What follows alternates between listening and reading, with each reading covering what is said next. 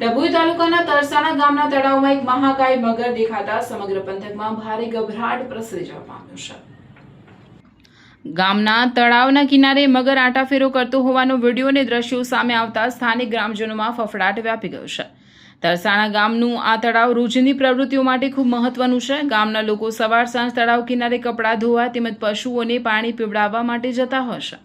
આ ઉપરાંત આસપાસના ખેતરોમાં કામ કરતા ખેત મજૂરોને ખેડૂતો પણ આ જ માર્ગનો ઉપયોગ કરે છે।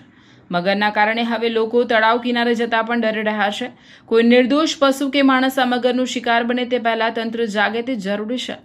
તળાવ કિનારે જતા મગર ગમે ત્યારે કોઈ નિર્દોષ માણસ કે પશુ પર હુમલો કરી શકે છે।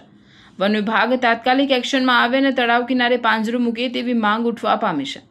મોટી દુર્ઘટના ઘટે તે પહેલા વન વિભાગ આ મહાકાય મગરને રેસ્ક્યુ કરી સુરક્ષિત સ્થળે ખસેડે તે અત્યંત જરૂરી બન્યું છે।